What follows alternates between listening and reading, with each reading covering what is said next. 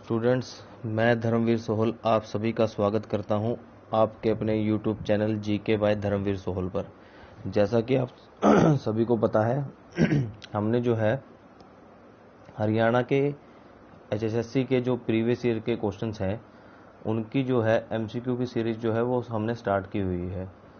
तो उससे रिलेटेड जो है मैं आपको इम्पोर्टेंट जो क्वेश्चंस बनते हैं हरियाणा के एग्ज़ाम के पॉइंट ऑफ व्यू से वो मैं आपको करवा रहा हूँ। ठीक है, तो आज का जो हमारा जो सेशन है वो हम स्टार्ट करते हैं। पहला क्वेश्चन जो है आपके सामने है बच्चों। ठीक है, पहला क्वेश्चन है हरियाणा के किस भाग में अधिकांश सिंचाई वर्षा से हो जाती है। ठीक है, तो ऑप्शन आपके सामने है। तो इसका राइट आंसर जो है वो क्या होगा? तो इसका जो राइट आंसर है वो होगा ऑप्शन नंबर बी, उत्तर पूर्वी भाग में जो है हरियाणा में अधिकांश सिंचाई जो है वो बच्चों वर्षा के माध्यम से होती है। ठीक है, तो यहाँ से क्वेश्चन ये उठता है हमारे पास, जो हरियाणा में सबसे ज़्यादा वर्षा जो है वो कहाँ पर होती है बच्चों। ठीक है, हरियाणा में जो है सबसे ज़्यादा वर्षा जो है वो कहाँ पर होती है। एचएसएससी जो इसका वर्तमान में आंसर मानती है वो है बच्चों अम्बाला, लेकिन वैसे जो है इसका जो है आंसर जो है आपका पंचकूला होना चाहिए। वैसे पंचकूला में जो है आपकी वर्षा होती है सबसे ज़्यादा। ठीक है, अगर आंकड़े जो है आपके देखे जाए, और सबसे कम वर्षा जो है वो बच्चों कहाँ पर होती है आपकी, वो होती है महेंद्रगढ़ में। ठीक है, लेकिन जो है एचएसएससी जो है आपका जो है इसमें आंसर मानती है वो है सिरसा। महेंद्रगढ़ उसमें ऑप्शन में नहीं दिया जाता, सिरसा जो है एचएसएससी वो आपका आंसर मानती है, और अम्बाला में जो है आपकी सबसे अधिक वर्षा जो है एचएसएससी मानती है। अब क्वेश्चन के हिसाब से देखा जाए, हरियाणा में सबसे अधिकांश जो है सिंचाई सबसे ज़्यादा कहाँ पर होती है, वर्षा से होती है मतलब। ठीक है, तो सबसे कम सिंचाई जो है वर्षा से कहाँ पर होती है, सबसे कम सिंचाई वर्षा से कहाँ पर होती है, वो होती है बच्चों हमारे दक्षिणी हरियाणा में। हरियाणा के दक्षिणी भाग में जो है वो हमारी सबसे कम सिंचाई जो है वर्षा के माध्यम से होती है, और वर्षा के माध्यम से सबसे ज़्यादा सिंचाई जो है वो कहाँ पर होती है, उत्तर पूर्वी भाग में। तो यहाँ से जो है बच्चों ये पॉइंट जो है आपने ध्यान में रखने हैं, और इसी के साथ आपने ध्यान में रखना है हरियाणा में अगर पर्टिकुलर जगह की बात करें कि हरियाणा में कहाँ पर सबसे अधिक वर्षा होती है, पर्टिकुलर जगह, या आपको कहे कि हरियाणा का चेरापूंजी। ठीक है, हरियाणा का चेरापूंजी किसको कहा जाता है बच्चों, छछरौली को कहा जाता है। हरियाणा के छछरौली में सबसे अधिक वर्षा होती है। अगर बात करें इसके अंदर हरियाणा के चेरापूंजी की, तो वो किसको कहा जाता है बच्चों, छछरौली को कहा जाता है। ठीक है, तो इसके साथ में आपने ये सारे जो इम्पोर्टेंट पॉइंट है आपने ध्यान में रखने हैं। इसी के साथ में आपको मैं बता देता हूँ, आपने ध्यान में रखना है हरियाणा में सबसे अधिक गर्मी हिसार में पड़ती है, और सबसे अधिक सर्दी भी जो है आपकी हिसार में पड़ती है। ठीक है, क्वेश्चन क्या आता है आपके पास, सर्दियों में सबसे अधिक सर्दी और गर्मियों में सबसे अधिक गर्मी जो है वो कहाँ पर पड़ती है, हिसार में पड़ती है। और यहाँ से आप ध्यान में रखेंगे हरियाणा में किस प्रकार की जो जलवायु पाई जाती है बच्चों, वो पाई जाती है उपोष्ण स्टेपी जलवायु। हरियाणा में जो है उपोष्ण स्टेपी टाइप की जो है वो आपकी जलवायु पाई जाती है। तो बच्चों एक क्वेश्चन से जो है हमने इतने सारे क्वेश्चन जो है बना के पढ़ लिए हैं, तो ऐसे ही आपने हरियाणा जीके को पढ़ना है, तभी जो है आप इसको अच्छी तरह से याद कर पाएंगे। चलिए नेक्स्ट क्वेश्चन देखते हैं। नेक्स्ट क्वेश्चन है आपके सामने, सोलर सिटी किसे कहा जाता है। तो ऑप्शन आपके सामने है बच्चों, इसका जो राइट आंसर होगा वो होगा गुरुग्राम। तो गुरुग्राम सिटी को जो है हम क्या कहते हैं, सोलर सिटी कहते हैं। और यहाँ पर अंतर्राष्ट्रीय सौर ऊर्जा संस्थान भी है गुरुग्राम में, अंतर्राष्ट्रीय सौर ऊर्जा संस्थान, जिसकी स्थापना जो है वो की गई थी बच्चों 2015 में। 2015 में अंतर्राष्ट्रीय सौर ऊर्जा संस्थान जो है वो गुरुग्राम में स्थापित किया गया था। और इसी के साथ में आपने ध्यान में रखना है गुरुग्राम को द्रोणाचार्य की नगरी भी कहा जाता है, द्रोणाचार्य की नगरी, और इसको कहा जाता है साइबर सिटी। साइबर सिटी किसे कहा जाता है? गुरुग्राम को कहा जाता है। और मेडी सिटी जो है वो गुरुग्राम को कहा जाता है, ये भी आपने यहाँ से ध्यान में रखना है। ठीक है, नेक्स्ट देखते हैं बच्चों। नेक्स्ट क्वेश्चन है आपके सामने, हरियाणा का सर्वोच्च सम्मान कौन सा है? बड़ा ही इंपॉर्टेंट क्वेश्चन है बच्चों। हरियाणा का जो है सर्वोच्च साहित्य सम्मान की जो है ये बात कर रहा है बच्चों, साहित्य सम्मान। तो हरियाणा का सर्वोच्च साहित्य सम्मान जो है वो है बच्चों सूर सम्मान। ठीक है, अब अगर सूर सम्मान के बारे में अगर हम बात करें, इसको जो है पहले सूर पुरस्कार के नाम से जाना जाता था। ठीक है, इसको जो है पहले सूर पुरस्कार के नाम से जाना जाता था, और वर्ष 2006 में इसका नाम बदलकर जो है वो क्या कर दिया गया बच्चों? सूर सम्मान कर दिया गया। ठीक है, तो यहाँ से आपने इसको ध्यान में रखना है। चलिए अब जो है बात करते हैं बच्चों इसी के साथ में अर्जुन पुरस्कार की। अब बच्चों अर्जुन पुरस्कार जो है ये खेल के क्षेत्र में दिया जाता है, और इसमें जो है बच्चों 15 लाख रुपए जो है आपकी राशि दी जाती है। और भीम पुरस्कार में जो है ये आपका हरियाणा के अंदर दिया जाता है। भीम पुरस्कार हरियाणा का सर्वोच्च खेल पुरस्कार है भीम पुरस्कार। ठीक है, ये आप ध्यान में रखोगे। और इसके अंदर जो है बच्चों 5 लाख रुपए राशि दी जाती है हरियाणा के अंदर। और सूर सम्मान में ध्यान रखेंगे, सूर सम्मान में 5 लाख रुपए राशि दी जाती है बच्चों। बहुत जगह 1.5 लाख लिखा हुआ है, लेकिन जो है इसके अंदर अब 5 लाख रुपए राशि दी जाती है बच्चों सूर सम्मान के अंदर। और साहित्य के क्षेत्र में दिया जाता है, और व्यास सम्मान भी साहित्य के क्षेत्र में दिया जाता है बच्चों। ये आप ध्यान में रखोगे यहाँ से। ठीक है, इसी के साथ हरियाणा का सर्वोच्च खेल पुरस्कार जो है वो है भीम पुरस्कार, जो खेल क्षेत्र में दिया जाता है, जिसमें राशि 5 लाख रुपए है। और भारत का जो है आपका सर्वोच्च खेल पुरस्कार वो कौन सा है? राजीव गांधी खेल रत्न पुरस्कार, जिसमें जो है बच्चों अब 25 लाख रुपए राशि दी जाती है। राशि बड़ी इंपॉर्टेंट है, इसको आपने ध्यान में रखना है। चलिए नेक्स्ट क्वेश्चन देखते हैं। नेक्स्ट क्वेश्चन है आपके सामने, हरियाणा के किस नगर को बावड़ियों और तालाबों का नगर कहा जाता है? हरियाणा के किस नगर को बावड़ियों और तालाबों का नगर कहा जाता है? तो बच्चों इसका जो राइट आंसर होगा वो होगा नारनौल। नारनौल जो है वो पड़ता है महेंद्रगढ़ के अंदर। ठीक है, महेंद्रगढ़ में जो है आपका नारनौल पड़ता है। और नारनौल में जो है बच्चों बावड़ियां हैं आपकी। बावड़ियां अगर आप इन सेंस कहें, एक छोटे छोटे से कुंड होते हैं, कुंड टाइप से होते हैं, खड्डे टाइप से। ठीक है, तो उनको जो है बावड़ियों का नाम दिया गया है। ठीक है, और जो महेंद्रगढ़ में पड़ती है, महेंद्रगढ़ को भी आप बावड़ियों का शहर कह सकते हैं। ठीक है, एक क्वेश्चन आता है बच्चों, 360 बावड़ियों का नगर या कस्बा, 360 बावड़ियों वाला कस्बा किसे कहा जाता है? वो कहा जाता है बच्चों पिंजौर को। ठीक है, पिंजौर जो है राजा विराट की राजधानी हुआ करती थी पुराने समय में, और इसका जो पुराना नाम था बच्चों वो था विराटनगर पिंजौर का। ठीक है, तो यहाँ से जो है बच्चों आपने इतने सारे पॉइंट जो है आपने ध्यान में रखने हैं। चलिए नेक्स्ट क्वेश्चन देखते हैं। नेक्स्ट क्वेश्चन है आपके सामने, बड़ा ही इंपॉर्टेंट क्वेश्चन है बच्चों, हरियाणा में सबसे कम नगरों वाला जिला कौन सा है? तो बच्चों ऑप्शन आपके सामने है। ठीक है, तो ऑप्शन के हिसाब से बच्चों इसका जो राइट आंसर होगा, अच्छा इसके अंदर जो है बच्चों ये सारे ऑप्शन जो हैं आपके गलत दिए हुए हैं। ये सारे ऑप्शन जो हैं ये गलत हैं। आपका जो राइट आंसर होगा इसके हिसाब से, हरियाणा में सबसे कम नगरों वाला जिला जो है बच्चों वो है फरीदाबाद। ठीक है, सबसे कम जो नगर हैं वो किस में है? फरीदाबाद में। कितने हैं? 3। और सबसे अधिक नगर जो हैं वो कहाँ पर हैं बच्चों? अम्बाला के अंदर हैं। कितने नगर हैं? वो हैं आपके 15। ठीक है, यहाँ से ये आपने ध्यान में रखना है बच्चों। सबसे कम नगरों वाला जिला जो है वो है फरीदाबाद, और सबसे अधिक नगर जो हैं आपके कहाँ पर है? अम्बाला के अंदर। चलिए नेक्स्ट देखते हैं।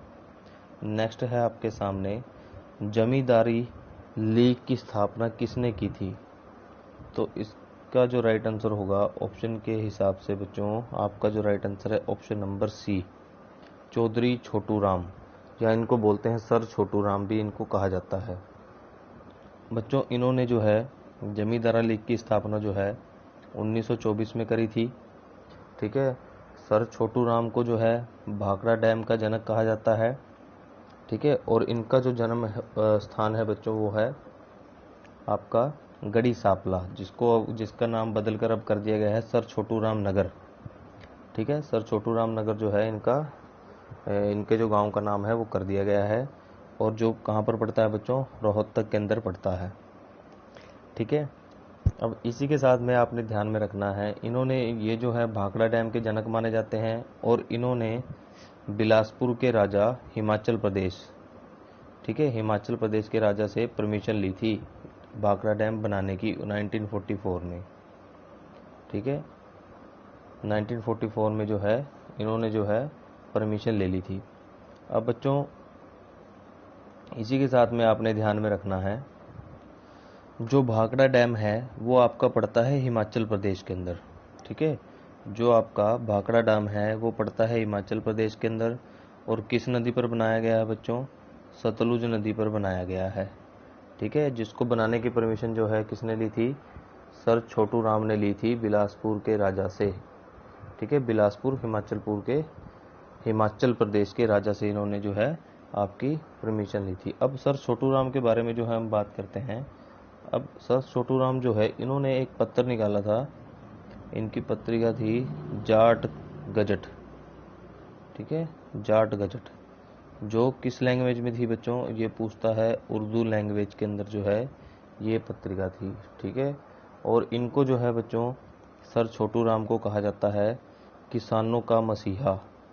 क्या कहा जाता है, किसानों का मसीहा जो है इनको कहा जाता है। 1923 में जो है बच्चों इन्होंने 1923 में इन्होंने यूनियनिस्ट पार्टी की स्थापना करी थी फजली हुसैन के साथ मिलकर। 1923 में जो है इन्होंने यूनियनिस्ट पार्टी की स्थापना करी थी फजली हुसैन के साथ मिलकर। इनसे भी बच्चों बहुत सारे क्वेश्चन आते हैं एग्जाम में, और अक्सर जो है आपके एग्जाम में पूछ लिए जाते हैं। ठीक है। तो इतने सारे पॉइंट जो है आप इस क्वेश्चन से ध्यान में रखेंगे। चलिए नेक्स्ट क्वेश्चन देखते हैं। ये देखिए बच्चों, नेक्स्ट क्वेश्चन जो है बड़ा इंपॉर्टेंट है और अक्सर बहुत बार रिपीट हुआ है एग्जाम के अंदर। ठीक है। क्वेश्चन है, देवी रक्षक योजना की शुरुआत हरियाणा में कब हुई थी, कब की गई थी? तो इसका जो राइट आंसर होगा वो क्या होगा बच्चों, ऑप्शन नंबर बी। देवी रक्षक जो है आपकी योजना स्टार्ट हुई थी 2 अक्टूबर 2003 के अंदर। ठीक है। अब इस योजना का मतलब क्या है, इस योजना में क्या था, इस योजना के अंदर सरकार ने जो आपका इसके अंदर जो है इस योजना का लाभ किसको दिया जाता था, वो दिया जाता था अगर घर में कोई आपका कमाने वाला व्यक्ति है जिसकी मृत्यु हो जाती है किसी दुर्घटना में या किसी भी कारण से, तो उसको जो है सहायता राशि जो है इस योजना के तहत जो है वो दी जाती थी। ठीक है। तो यहाँ से ये आपने ध्यान में रखना है। अब जो है इसी से मिलती जुलती जो है एक योजना है बच्चों जो की है, जिसका जो नाम है बच्चों वो है देवी रूपक योजना। ठीक है। देवी रूपक योजना जो है ये बच्चों स्टार्ट की गई थी हमारी 25 सितंबर, ठीक है, 25 सितंबर 2002 को। ठीक है। 25 सितंबर 2002 को जो है आपकी जो है ये स्टार्ट की गई थी। ठीक है। यहाँ से आपने ध्यान में रखना है। अब बच्चों एक जो है आपकी योजना है देवी रूपक, एक जो है आपकी देवी रूपक है, एक है देवी रक्षक। अब इसको याद रखने में बड़ी कंफ्यूजन होती है। अब इससे पहले ये समझ लो आप देवी रूपक जो है ये योजना होती क्या है। अब देवी रूपक जो योजना है इसमें आपकी जो है ये जो मतलब ये जो आपकी इसमें जो महत्व दिया गया था वो दिया गया था कि जनसंख्या को नियंत्रण करने के लिए इस योजना को लाया गया था, और दूसरा लड़के और लड़कियों में भेदभाव को जो है उसको समाप्त करने के लिए इस योजना को लाया गया था। ठीक है। अब जो है बच्चों इसमें जो है जैसे देवी रूपक योजना में कोई जो है मतलब अगर नसबंदी करा लेता था तो उसको जो है इनाम राशि दी जाती थी, जबकि देवी रक्षक जो है इसमें जो थोड़ा उल्टा है, इसके अंदर जो है मतलब जो आपका व्यक्ति परिवार के अंदर कमाने वाला है, अगर उसकी मृत्यु हो जाती है किसी कारण से, ठीक है, यानी कि एक्सीडेंट में या किसी भी तरह से उसकी मृत्यु हो जाती है, तो उसको जो है सहायता राशि दी जाती थी। अब इसको याद कैसे रखोगे, इसको याद रखने में जो है बड़ी कन्फ्यूजन होती है। अब बच्चों आपने ध्यान में कैसे रखना है, ये जो देवी है ये पहले आई थी और बाद में जो है इसका जो है ये रक्षक आया था, ठीक है। कैसे याद रखोगे, 2002 में जो है वो देवी आई, उसके 1 साल बाद जो है आपकी 2003 में उसका रक्षक आ गया, ठीक है। पहले जो है देवी आई फिर उसका रक्षक आया, तो इस तरह से आप जो है इसको ध्यान में रखोगे। चलिए नेक्स्ट क्वेश्चन देखते हैं। नेक्स्ट क्वेश्चन है आपके सामने, चरखी दादरी व सूरजपुर का प्रमुख उद्योग कौन सा है। तो बच्चों ऑप्शन आपके सामने है, इसका जो राइट आंसर होगा वो क्या होगा, ऑप्शन नंबर ए, सीमेंट। तो बच्चों ये जो है आपका सीमेंट का जो कारखाना है ये कहाँ पर है, चरखी दादरी के अंदर है, ठीक है। जिसको हम जो है सूरजपुर का प्रमुख उद्योग या चरखी दादरी का जो प्रमुख उद्योग है वो बोल देते हैं। ये एक कारखाना है बच्चों जिसकी स्थापना जो है कब हुई थी, 1939 में, और सेठ डालमिया ने जो है, ठीक है, सेठ डालमिया ने जो है इसकी जो है वो स्थापना करी थी, इसलिए इसको डालमिया सीमेंट फैक्ट्री भी कहा जाता है, ठीक है। तो यहाँ से जो है आपने ध्यान में रखना है इस पॉइंट को। और चरखी दादरी जो है बच्चों आप सभी जानते हैं हरियाणा का 22वें नंबर का जिला है, जो 16 नवंबर 2016 को जो है बना था, ठीक है। और चरखी दादरी जो है इसके अंदर जो है बच्चों आपका एक हिलना पत्थर पाया जाता है जो पूरे वर्ल्ड के अंदर 3 जगहों पर मिलता है, जिनमें से भारत भी एक जगह है, ठीक है। चलिए नेक्स्ट क्वेश्चन है आपके सामने। क्वेश्चन है बच्चों, फरीदाबाद के निकट स्थित गांव से ही किस प्रसिद्ध भगत कवि की जन्मस्थली माना जाता है। तो इसका जो राइट आंसर होगा बच्चों वो क्या होगा, ऑप्शन नंबर सी, सूरदास। अब सूरदास से जो है बच्चों क्या इंपॉर्टेंट क्वेश्चन बनते हैं, इनकी जो एक रचना थी इन्होंने लिखी थी सूर सागर। ये क्वेश्चन जो है बच्चों ग्राम सचिव के एग्जाम में पूछा गया था कि सूर सागर किसकी रचना है, तो सूरदास की। तो इस रचना में इन्होंने एक क्वेश्चन और बनता है इसी के अंदर, किस काव्य धारा पर बल दिया था, इन्होंने कृष्ण काव्य धारा पर जो है बल दिया था। और सूरदास के जो है कवि को जो गुरु है उनका नाम क्या था बच्चों, वल्लभाचार्य। वल्लभाचार्य जो है इनका क्या था, इनके गुरु का नाम था। और ये किसके समकालीन थे बच्चों, ये भी क्वेश्चन पूछता है बहुत बार एग्जाम में कि सूरदास जो है किसके समकालीन थे, अकबर के समकालीन थे। और सिही गांव फरीदाबाद से जो है इनका संबंध है बच्चों, ठीक है। यहाँ से जो है ये इतने इंपॉर्टेंट पॉइंट जो है इस क्वेश्चन से आपने ध्यान में रखने हैं। चलिए नेक्स्ट क्वेश्चन देखते हैं। लास्ट क्वेश्चन है बच्चों आज के सेशन का। अब बच्चों आपने ध्यान में रखना है, ये जो क्वेश्चन है ये है नदी से रिलेटेड। अब नदियों वाला टॉपिक जो है इतना इंपॉर्टेंट है हरियाणा के एग्जाम के लिए कि हरियाणा के एग्जाम में एक ना एक क्वेश्चन जरूर पूछा जाता है नदियों वाले टॉपिक से, तो ये आपको अच्छी तरह से आना चाहिए, ठीक है। चलो क्वेश्चन देखते हैं। शिवालिक की पहाड़ियों से हरियाणा प्रदेश की कौन सी नदी निकलती है। तो बच्चों शिवालिक की पहाड़ियों से जो है आपकी घग्गर भी शिवालिक की पहाड़ियों से निकलती है, ठीक है। और आपकी जो है मारकंडा भी शिवालिक की पहाड़ियों से निकलती है, टांगरी भी, और यह सभी जो है आपकी जो है शिवालिक की पहाड़ियों से निकलती हैं। अब बच्चों घग्गर नदी जो है ये कहाँ से निकलती है बच्चों, ये निकलती है शिमला के डागसाई से।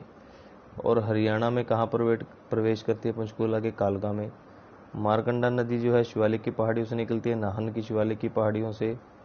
और कालाम में हरियाणा के प्रवेश करती है, ठीक है। कालाम हरियाणा में, एक कालाम बच्चों पानीपत वाला है, ये कालाम दूसरा है जहाँ से आपकी मारकंडा नदी जो है प्रवेश करती है। एक टांगरी नदी है बच्चों, ये निकलती है मोरनी की पहाड़ियों से, ठीक है। मोरनी की पहाड़ियों से जो है निकलती है, लेकिन मोरनी की पहाड़ियाँ किस रेंज में पड़ती हैं बच्चों, शिवालिक रेंज में पड़ती हैं, ठीक है। ये भी आपने ध्यान में रखना है। और टांगरी नदी से क्या क्वेश्चन बनता है, इकलौती नदी जो केवल हरियाणा से निकलती है, ऐसी कौन सी नदी है, टांगरी नदी। तो बच्चों आज का सेशन जो है हमारा यहीं पर समाप्त होता है, ठीक है। इस वीडियो के अंदर हमने बड़े ही इंपॉर्टेंट क्वेश्चन पढ़े हैं जो है वो इसके अंदर रीड किए हैं। तो बच्चों उम्मीद करता हूँ आपको जो है आज का सेशन जो है ये अच्छा लगा होगा, और वीडियो को ज़्यादा से ज़्यादा लाइक करें, चैनल को सब्सक्राइब करें और शेयर करें। मिलते हैं बच्चों नेक्स्ट वीडियो में नए क्वेश्चंस के